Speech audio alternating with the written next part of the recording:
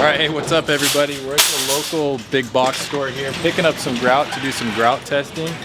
I want to do a test between Prism and Polyblend grout. Basically, here at the Home Depot, you can get a couple different kinds. Here's Prism, so I want to do another test using the Prism against their old school sanded grout, the Polyblend. Now, they've come out with Polyblend Plus. I don't know what the difference is on that one. That bag's kind of nasty. Looks like someone brought that one back. That's one of the issues you have with these big box stores sometimes is people bring products back. You don't know if it got wet. Maybe it has some rocks in it. But yeah, this is the Polyblend Plus. It's the same color, natural gray. This is a lot cheaper too. So this is $19 a bag compared to $40 a bag. So it's twice the cost. I'm buying this with my own money, not sponsored by Customs or the store that we're in, so that this is going to be an unbiased review. Okay, so we're back in the shop here and I got the two grouts. I got the Prism and the Polyblend. Again, I bought these with my own money. This was $64, so it cost me 64 bucks for these two bags of grout. Prism is a 17-pound box. It contains two bags. So that's one of the nice things about Prism is it comes with two separate bags. It's got two 17 pounds total. So what is that? 8.5 pounds. I'm slow at math. It just takes me a little bit. So two 8.5 pound bags. So even though this is 17 pounds and this is 25 pounds, they take the same amount of water. They both take 2 quarts and they both cover the same amount. So both the boxes cover the same amount. This is just a lightweight formula, a little bit easier to spread and use than the heavier sanded grout.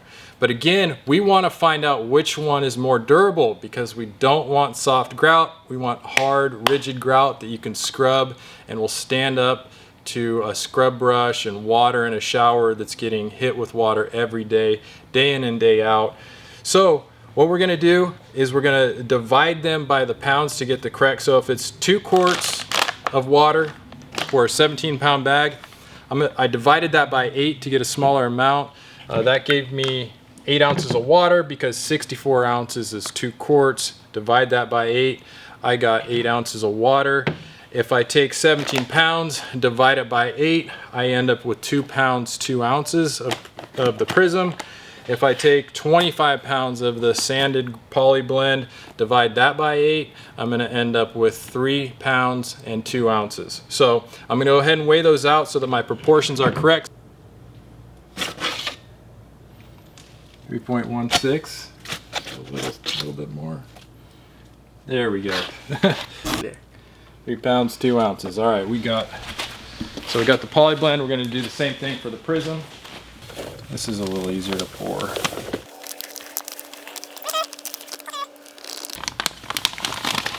3 pounds, 2 ounces. Take a little bit out. Just a little bit out. There we go. That's cool. Okay, so I got my 3 pounds, 2 ounces of Polyblend. I got my 8 ounces of water. I'll go ahead and mix up the Polyblend first. Just add the water I need.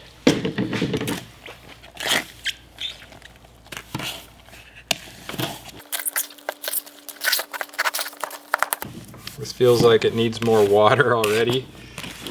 You know, it's so frustrating that these grout and thin set companies don't give you the correct ratios for a real world application. I mean, this is really stiff. They do this with the thin sets too. I think they do it so that they can pass their ANSI standards tests. I think, you know, it dries harder with less water. But like, I can't even really work this. I mean, it's so dry. But I'm gonna keep mixing. It does say on the bag, it says, let's see, add up to 1 pint of water. So for a 25-pound bag, you can add an extra pint if you want. So I don't know, this is unscientific here. I'm gonna just give it a little dribble of water, see how that does. because yeah, that was just too stiff.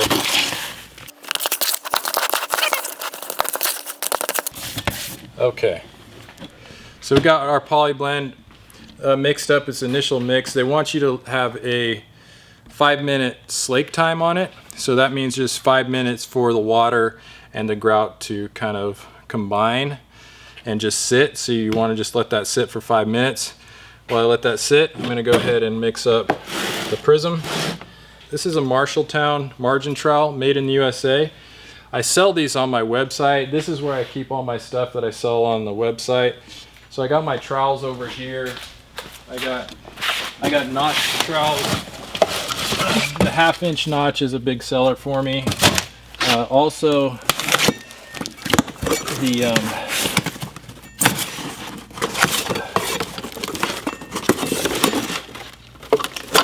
the V-notch is a big seller for me too. We do membranes with this if you're installing sheet membranes like the Flow Effects membrane.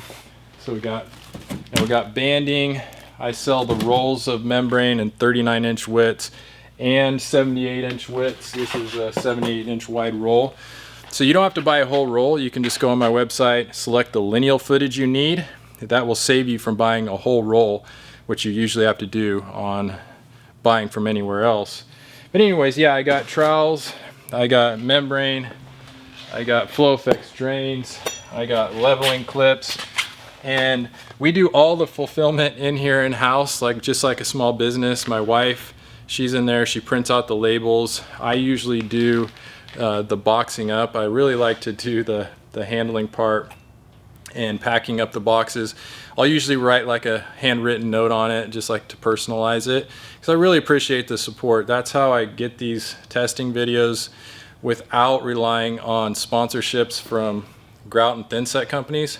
So I can be totally unbiased on these reviews, just provide you the information that you need. So if you go to tilecoach.com and purchase something, I'd really appreciate it. Thank you. So yeah, clean margin trowel, and I'm gonna go ahead and do the Prism now. 8 ounces of water. See how this one mixes up, if it's the same, if I need to add a little bit of water.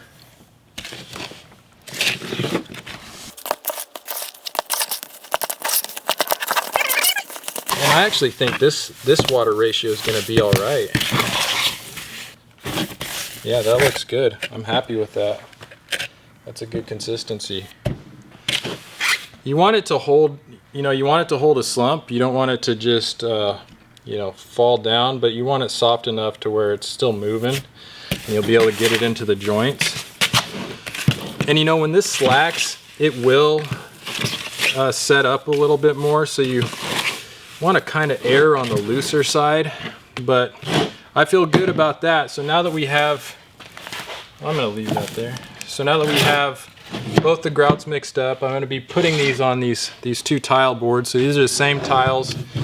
These are just sample boards that I had in the showroom. They're a 2x2 porcelain tile. And so this one's getting the Prism, got the date 6/24, which is today, and Polyblend 6/24, which is today. I wanted to use the same exact tile and color because I also want to compare how these grouts match up with color consistency. Does one have a deeper color? Does one clean up a little bit better? And if I had different tile boards, it would be harder to see that. So I wanted to use the same exact tile for both samples. But yeah, I'm going to be looking at, how easy it is it to clean up? How much setup time do we have from the time we put the grout in to the time we need to wipe it? This says here on the Polyblend, apply grout, spread no more than grout than can be cleaned up within 30 minutes. And then you want to wait 10 to 20 minutes after you spread it, and then do your initial wipe, and then come back and do a final wipe. So there is a lot of timing. I don't want to get too in depth into how to grout because I have other videos on those. I'll make sure to put the links down in the description for those grout videos, and I'll put my original testing video that I did 2 years ago that led to this test. I'll put that down, a link to that video down in the description as well, so you can see that. So this grout, the Prism, is formulated to set up faster, because one of the things that people have trouble with a regular sanded grout and this Polyblend is color consistency. And when you speed up the curing process, you take out some of the variables that can lead to color inconsistencies in grout. I think they kind of made this one a little more dummy proof than this one. But anyways, I'll be comparing those two different setup times. So yeah, as this slacked, it really set up. You can see in here, it's not stirring very well.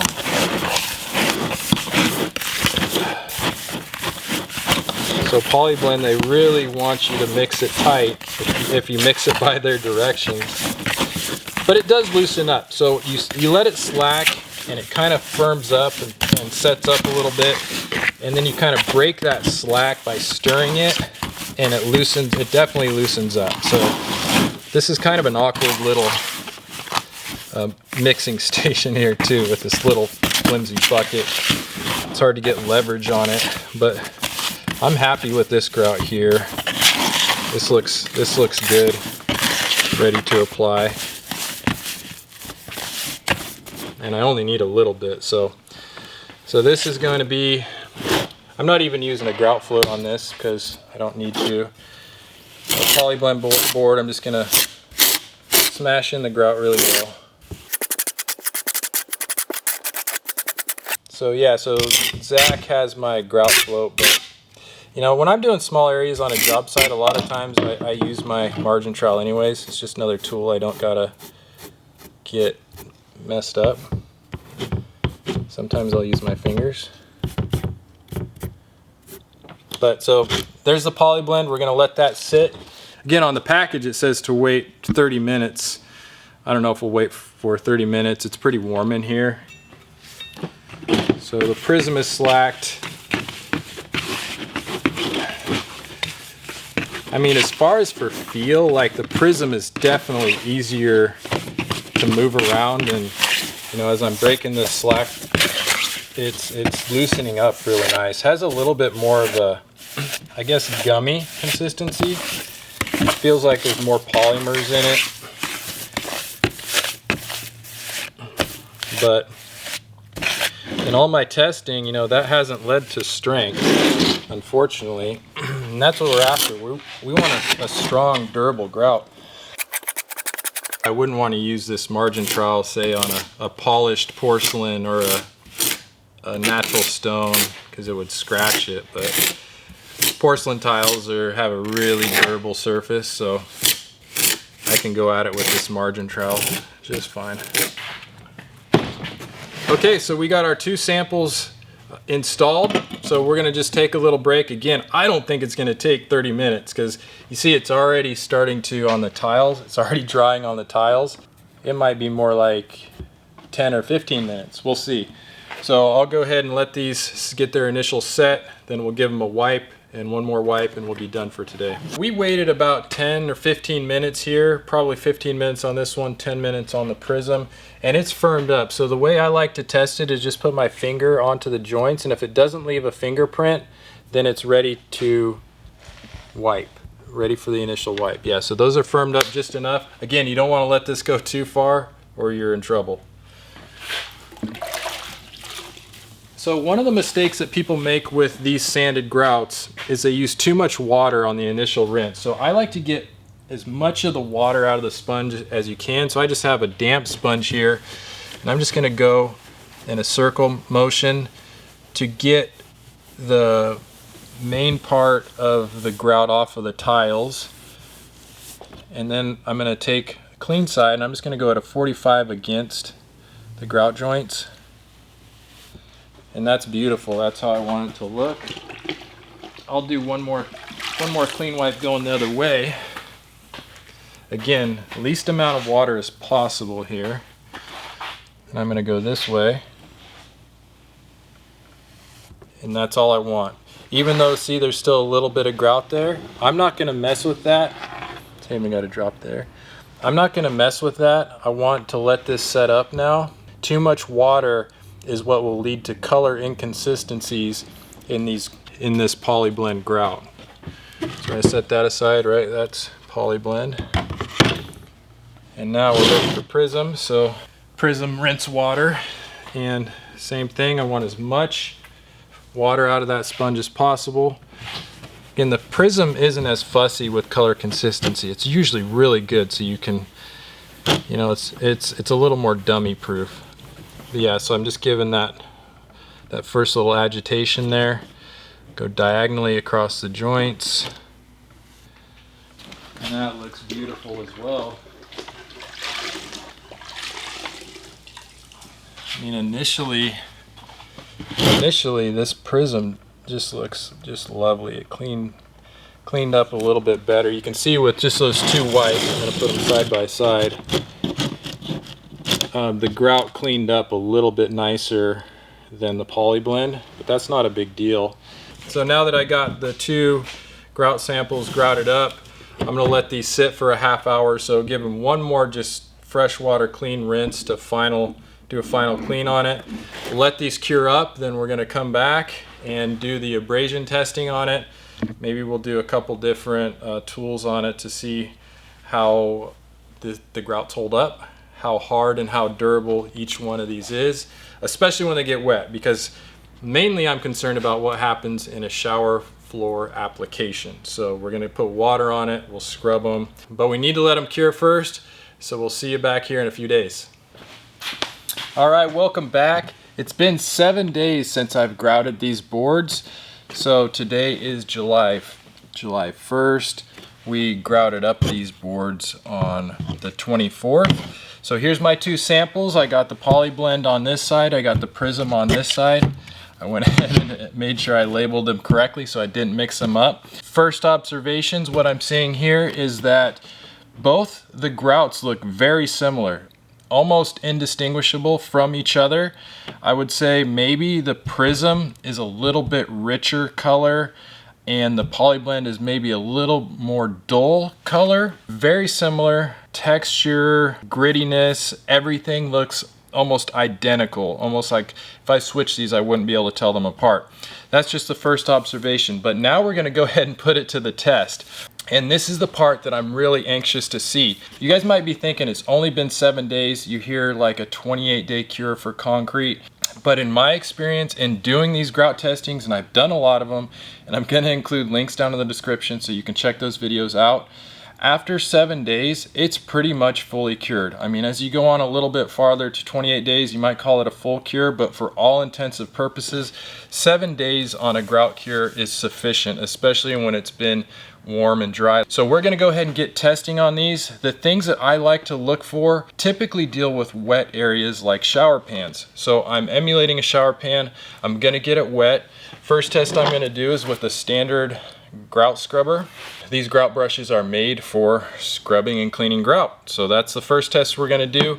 See if that pulls up any residue on either sample.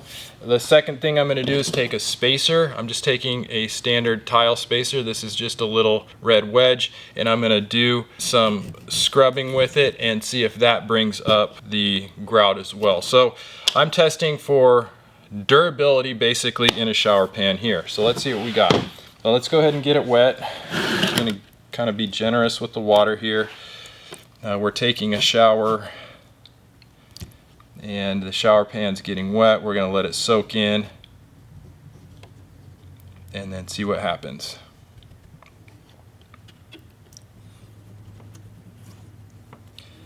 Observation I'm having right now is that the Polyblend is definitely turning a darker color than the Prism. I don't know if that's showing up on the screen like it is here, but yeah, definitely the Polyblend is a darker color than the Prism. But we'll let these grouts just kind of marinate in this water, and it doesn't take much time at all. I mean, I could let this sit here and soak, but I don't really think that's necessary. And this isn't my first rodeo with the grout testing, so I kind of have an idea of how they act and react. Also, problems on job sites. These aren't just theories that I'm dealing with here. These are real job site problems that my company, O-Tile, has dealt with. Grout is one of the biggest issues we have in our industry. In my construction company, we build a couple showers a month, and so I'm very familiar with the issues that can arise on a job site, and grout is one of the biggest problem areas we have. Okay, so I let this soak just for a couple minutes. I'm gonna go ahead and start with the Polyblend, why not? I'm just just going to go ahead and give this a aggressive scrub. I'm not timing this. I'm just kind of giving it a good scrub. I'm being aggressive with it. I really am. So you can see how much grout has come off of there. And I'll take my white paper towel just to show an example of how much grout came off with just a grout brush. So we're going to put that there. I'll actually clean that up a little bit. I'm going to clean off my brush, make sure that I don't have any residue on there. And now it's going to be time for the prism. Let's see what happens with the prism. Again, I'm being aggressive and trying.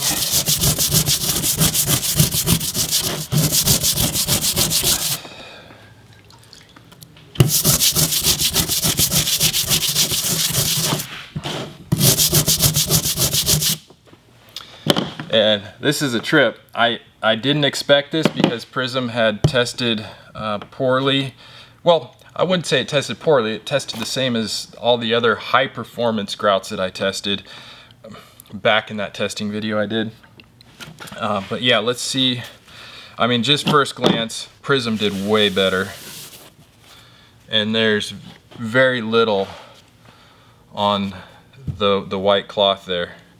So you can see how dirty this one is and how clean that one is. So I am very impressed with the Prism. They might have improved the formula since I did my last testing video. Again, that was a couple years ago. And I know many of the manufacturers are privy to my videos because a lot of you guys send the videos to your sales reps and everything and have questions, which is great. I think what we're doing here is improving the industry. It's not just being critical. I'm looking for advancement in our industry. And when this information comes out, people can bring it to their reps, and their reps take it to their higher ups and go, hey, what's going on? Why is the grout doing this? So yeah, I don't know if Customs Prism, has improved their formula over the last couple years, but it really does seem like it, because this is not what I was expecting. But anyways, okay, so that is the grout brush test, which Prism killed it on compared to the Polyblend. Now we're going to try get a little more water on these samples.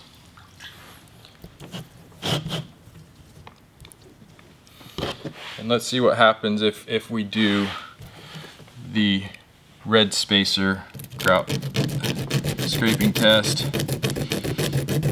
And I can get quite a bit of grout out of there. You see how much grout that is leaving as I just scrape this cement grout with a plastic spacer. So do the same thing over here on the Prism.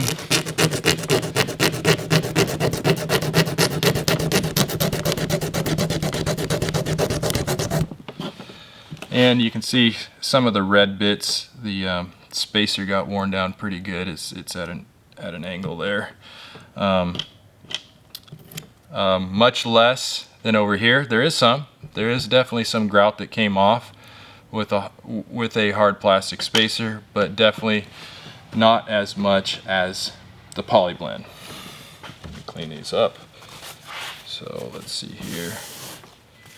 Again, there's that, and there's that. So more on this than this. But it's pretty rare that anybody's going to go in there. I mean, you could also say, well, what would a knife do? You can take a knife, scrape out the grout like that, and the grout's going to scrape. I mean, grout is only so hard. There's things that are going to hurt it. Obviously, you're not going to want to go in with a hard piece of plastic and just start going at it with your grout. And that's one thing that I tell my clients. When you clean your grout, just don't go crazy with it. I mean, it takes, some care. There's some things that you can do for grout maintenance that definitely help, where you don't have to go crazy with a scrub brush to try to get it clean. One thing you can do at the end of every shower, make sure you rinse it down with clean water. Don't leave the soap scum the deposits on there. A lot of body washes and conditioners contain organic ingredients that will feed mold and mildew, and that's when people have to go crazy. They're trying to clean that mold and mildew. After your shower, give it a nice clean water rinse. Make sure you wash all those organic materials off, and then squeegee is nice. Squeegee off the excess water. You're going to help eliminate mold in there. Those are just some practices. A good clean and seal once a year. Those practices are going to keep your grout looking new and fresh without having to go crazy, aggressive scrubbing it. I hope this video helped.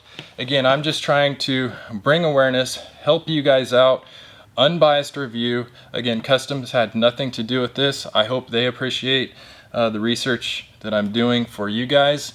It's hard to find this information, and if you're going to Home Depot, now you'll be a little more informed on what grout to buy. So if you want to go to tilecoach.com, buy some of the products that I have for sale on the website, or become a member, or do a one-on-one consultation, everything you need is there. If you're looking to get into the tile industry, there's a lot of information there. Keep watching my videos, because I believe the tile trade had an impact on my life and my family's life. And I know a lot of people who feel like disenfranchised from our economy. There's people say there's no good jobs, and maybe you're young and you're thinking about what to do. Maybe you're working at Starbucks or just in a job that isn't fulfilling. And I'm not saying that a Starbucks job isn't fulfilling, but it's not for everybody, right? It's not for people who want to create and build something that's lasting, like a long-lasting, creative, functional fixture that is going to be in somebody's house for, could be 100 years. I mean, that's so cool. The tile trade has been so fulfilling and rewarding for me that I just want to pass on what was given to me. So if you're interested, go to tilecoach.com. And before I go, I love you. I love being your tile coach. We'll see you on the next video.